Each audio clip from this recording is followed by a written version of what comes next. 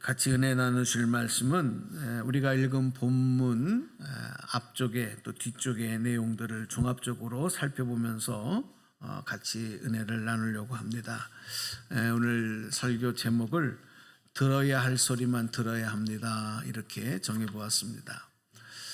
들어야 할 소리만 들어야지 듣지 말아야 될 소리를 들으면 많은 후회와 상처가 남습니다. 내일 이제 광복 77주년을 맞는 날입니다. 내일이 오늘이 8월 14일이니까. 그런데 우리가 이제 역사적으로 다 아는 사실이지만 우리나라가 맞은 이 광복절 참 기쁜 날인데 한편으로 아쉬운 것은 뭐냐면 일제 침략으로 일제 식민지로 35년을 있다 해방을 맞은 것이 우리 자력으로 얻은 해방이 아니고 2차 세계대전을 일으켰던 일본에 미국이 히로시마의 원자탄을 떨어뜨려서 이제 그 일본이 더 이상 싸울 수 없는 지경에 이르렀을 때 1945년 8월 15일 일본 천황이 항복선언을 하죠. 그 소리가 라디오를 통해 전파를 통해서 우리나라에도 전국에도 울려 퍼졌습니다. 그 천황의 일본 천황의 항복 선언의 소리를 들은 우리 백성들이 너무 기뻐서 태극기를 흔들면서 거리로 뛰쳐나와서 대한독립 만세를 외치면서 기뻐했죠. 그런데 여기까지는 좋았는데 많은 사람들이 해방 이후에 벌어질 한반도의 비극과 혼란과 상처에 대해서 경고하는 소리에는 그 경고의 소리는 우리 선조들이 듣지 못했습니다. 이게 아쉬운 점입니다. 이게 왜 그러냐면 준비되지 아니한 해방, 우리가 스스로 준비한 해방을 맞지 못했기 때문에 그래요. 우리가 이제 요즘에는 또 현실적인 삶에만 빠지다 보니까 지난 과거에 대해서 별로 의미를 두지 않고 살아가는 경우가 있는데 우리가 8월 광복 특별 감사 예배를 따로 드리지는 않지만 우리 역사적인 배경 정도는 한번 짚어볼 필요가 있다고 생각해서 잠깐 좀 말씀을 드립니다. 이 해방 이후에 우리 한반도는 북쪽에는 이 소련 군정을 등에 업은 김일성이 이제 정권을 수립을 했고 남쪽에는 미국 군정을 등에 업은 이승만 정권이 이제 정부를 세우기 위해서 이제 팽배한 긴장 관계가 펼쳐집니다. 이렇게 서로 대립한 상황에서 해방 이후에 우리 민족이 꼭 들어야 할 소리, 듣지 말아야 될 소리를 분별하지 못함으로 인해서 어떤 더 큰 혼란을 자초했느냐 하는 그 이야기 하나만 좀 소개를 해드릴게요. 이건 역사적인 사실입니다.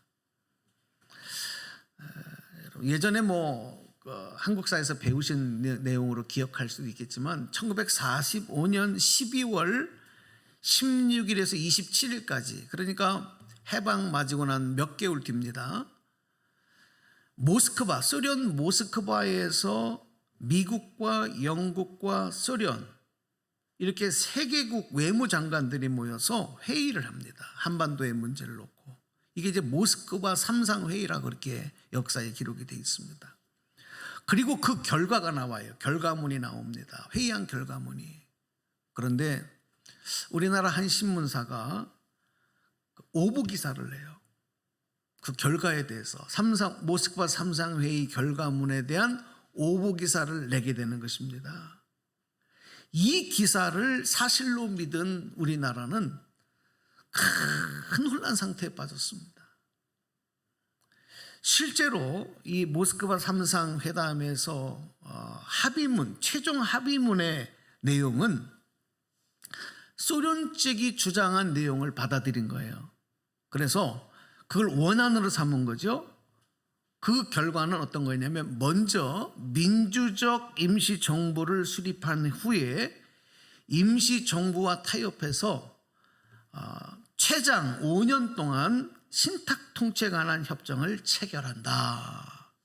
이렇게 결정한 게 최종 합의문이었습니다.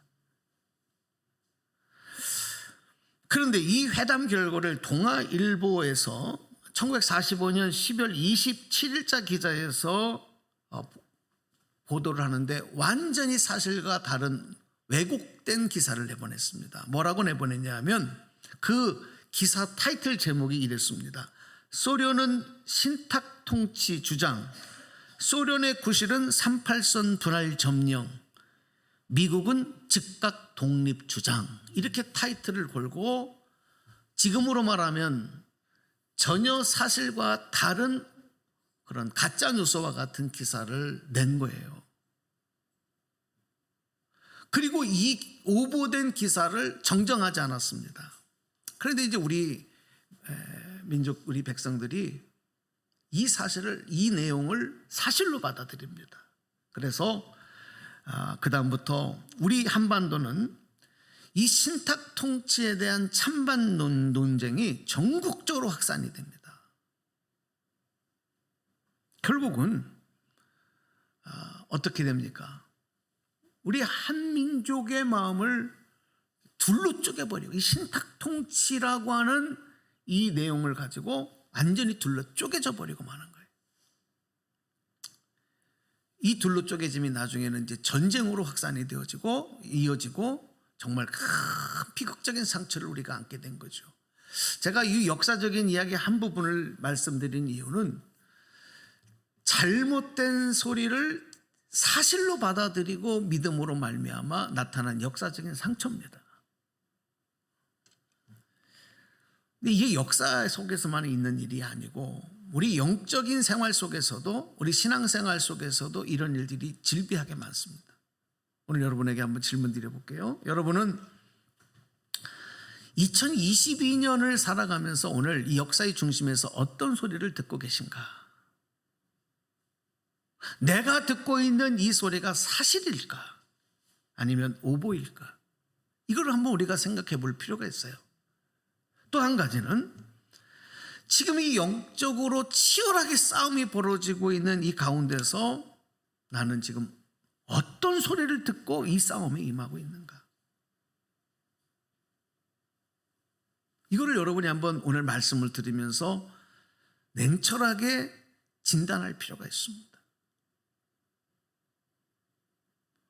요즘에 소리들이 홍수시대를 이루죠. TV에서 많은 소리를 듣죠. 노래 소리도 듣고 뉴스 소리도 듣고 드라마에 나오는 대사 소리도 듣고, 스마트폰, 인터폰을 통해서, 인터넷을 통해서 많은 정보들 소리를 듣죠. 그 소리 말고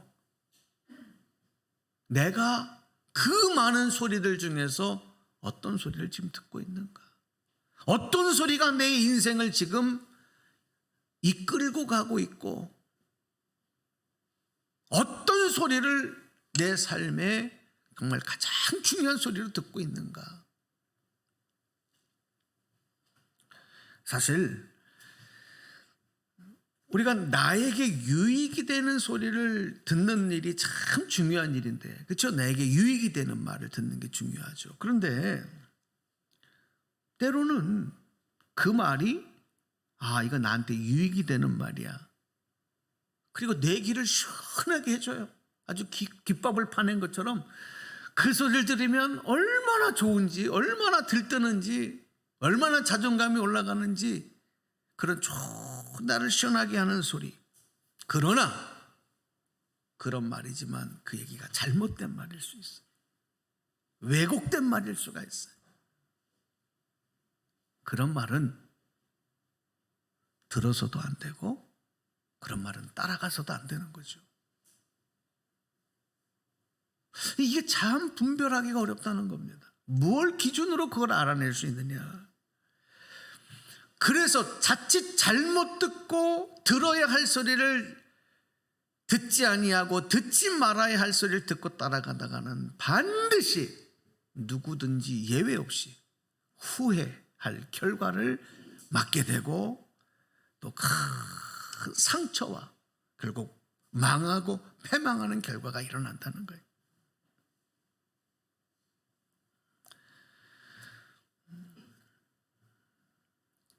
며칠 전에 어머니에게 급한 전화를 받았습니다. 너무 막 놀라셔서 전화를 하셨어요. 내용인즉 제 막내 동생이 친구 보증을 잘못 써가지고 그 친구가 돈을 안 갖고 도망가서 동생이 잡혔대요. 그래서 감금돼서 지금 폭행을 당하고 그리고 지금 위협을 당하고 있다. 근데 그 액수가 5천만 원이라는 거예요. 어떡하냐고. 분명히 막내 아들이 울면서 엄마한테 전화한 거예요. 엄마 어떡하냐고. 내가 지금 이런 일이 당했다고.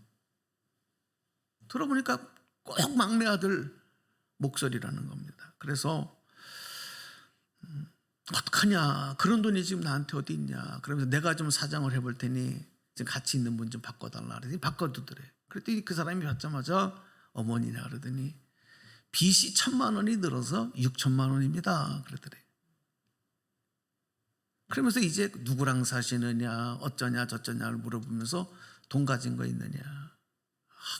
지금 노인들만 살고 있는데 그런 돈이 어디 있느냐.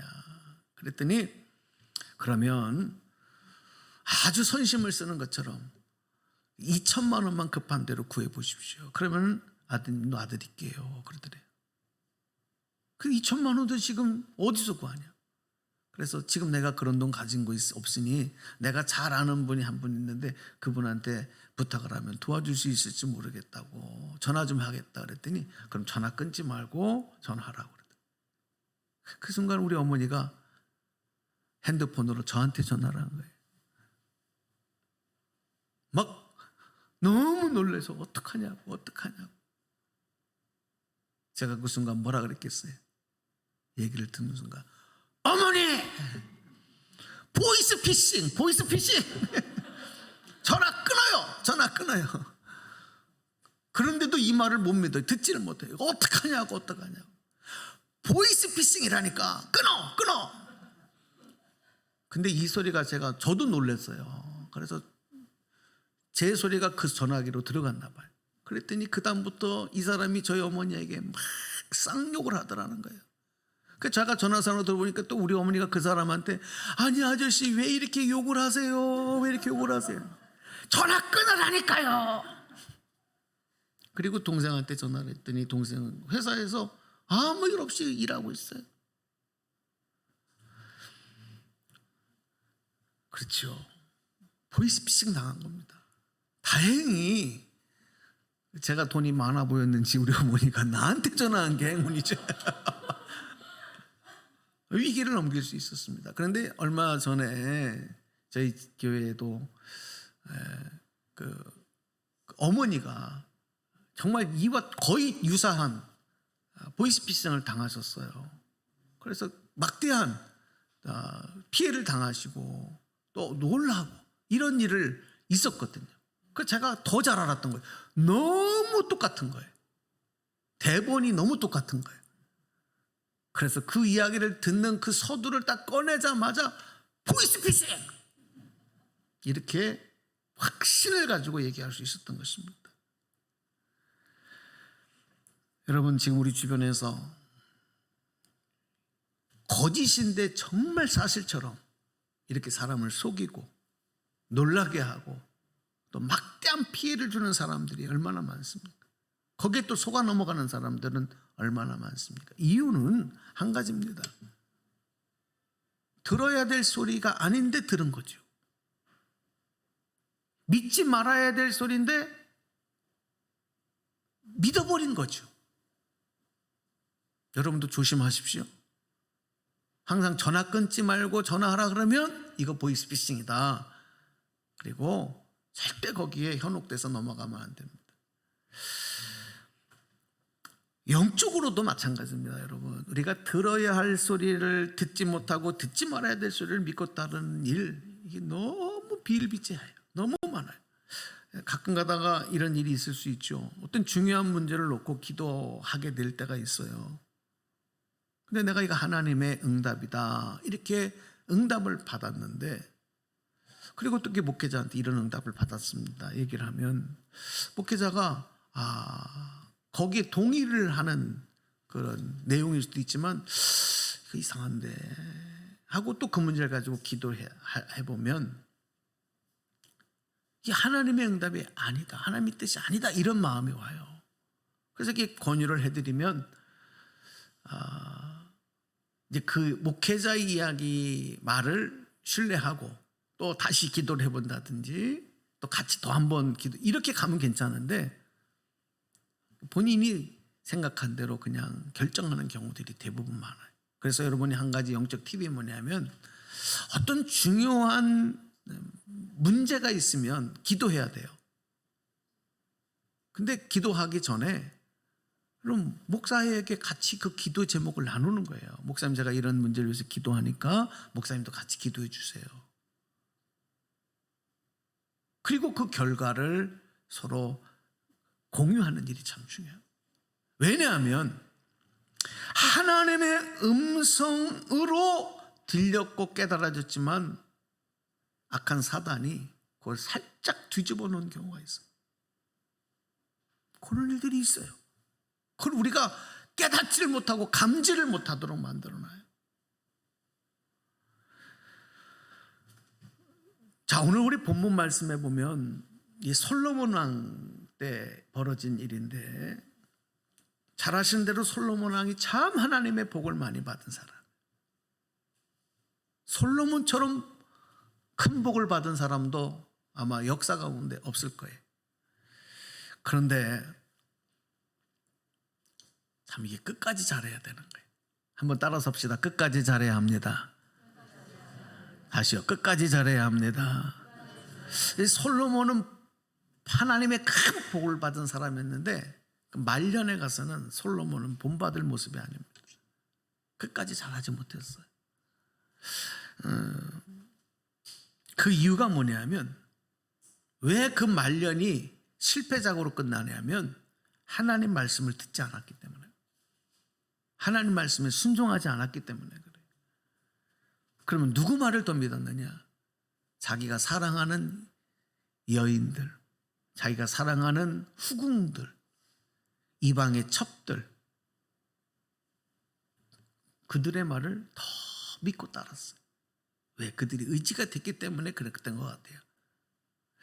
솔로몬이 너무 이제 힘이 커지고 부강해지고 재물이 넘치고 지혜의 왕이잖아요. 그러다 보니까 사방팔방에서 솔로몬과 이제 외교적으로 정략 결혼을 하려고 하는 거죠. 그러다 보니까 애굽의 바로의 공주도 또 이방의 많은 여인들이 이제 솔로몬의 후궁이 되고 첩이 됩니다. 그래서 솔로몬이 700명의 후궁을 거느려요. 그리고 300명의 첩을 거느리는데 대다수가 이방 여인들입니다. 솔로몬이 나이가 먹어갈수록, 늙어갈수록 점점 분별력을 잃어가는 거예요. 특별히 영적으로 무뎌져 가는 거예요. 그러다 보니까 하나님 말씀에 귀를 기울이는 왕이 아니라 자기를 사랑해주고 나와 가까이 있는 사람들의 말에 귀를 점점 기울이게 되면서 그들의 말을 따라가게 됐어요.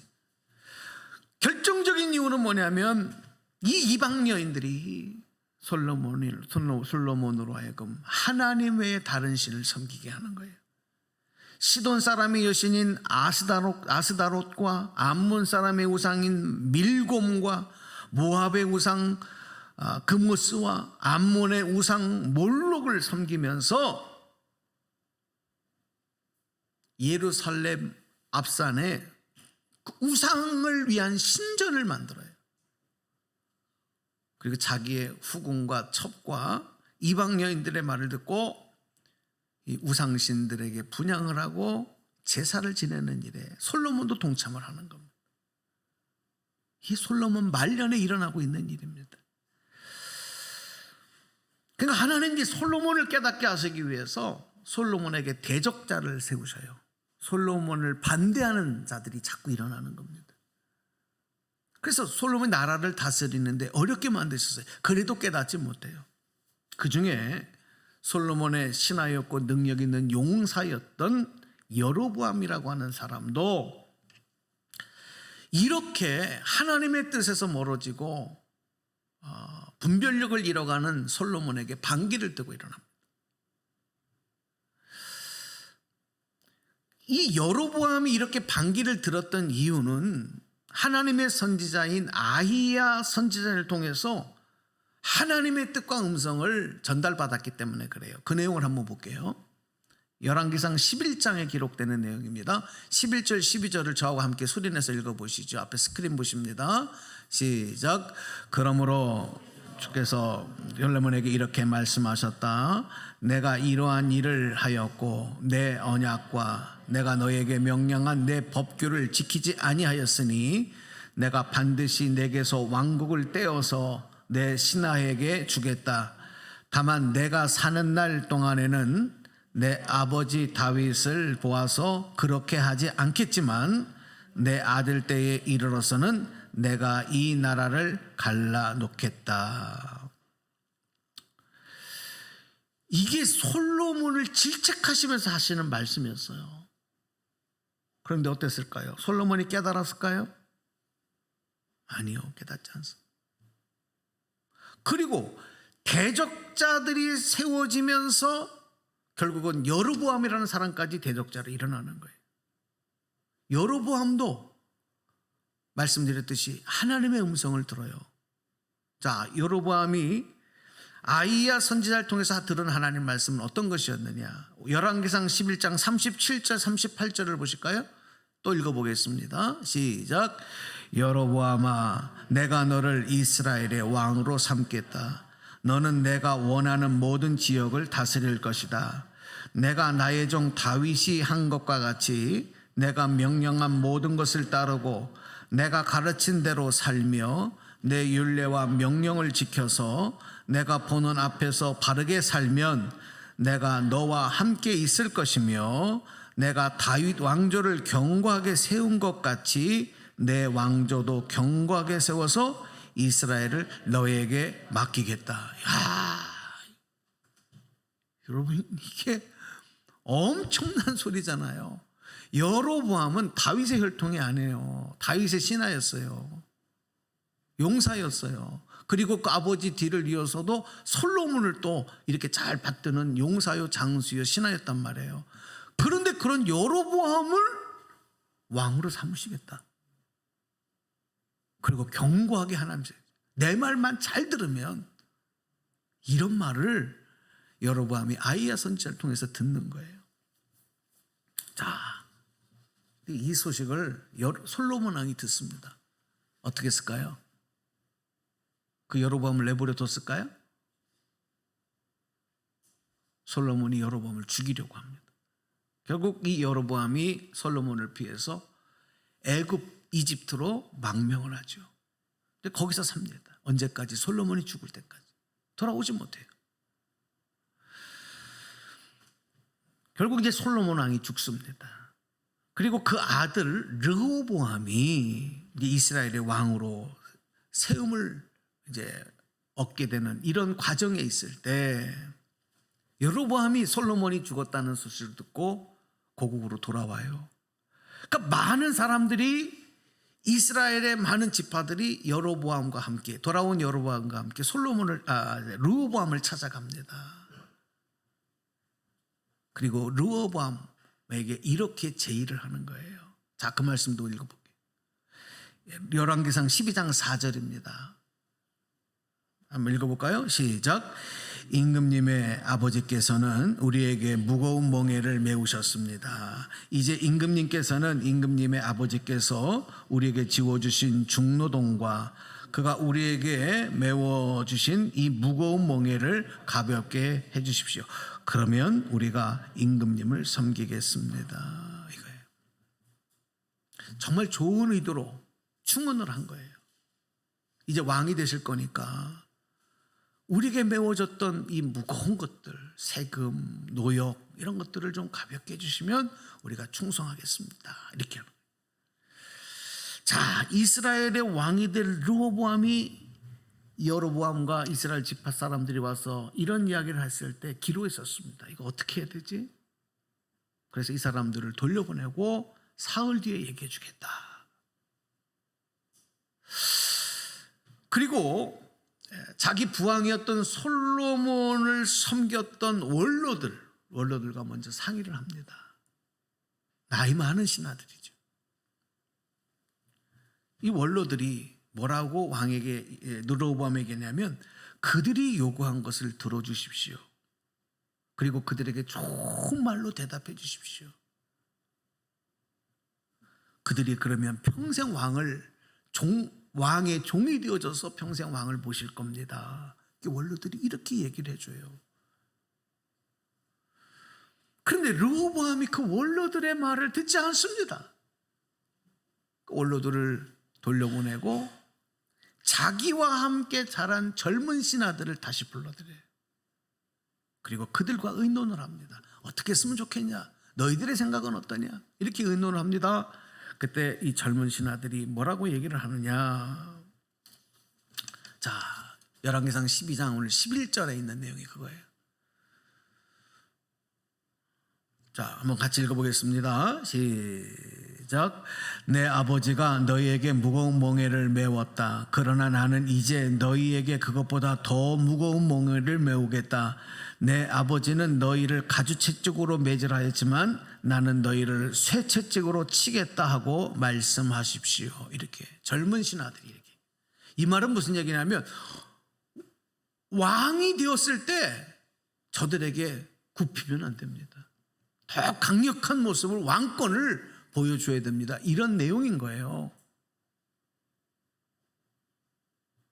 르호보암이 3일 뒤에 다시 찾아온 여로보암과 이스라엘 지파 사람들에게 이 젊은 신하들의 제안한 그대로 말합니다.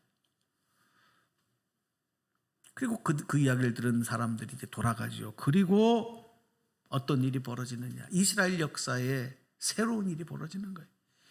유다 지파를 제외한, 유다 지파와 베냐민 지파를 제외한 나머지 이 11개 지파 사람들이 여로보암을 왕으로 추대하는 거예요.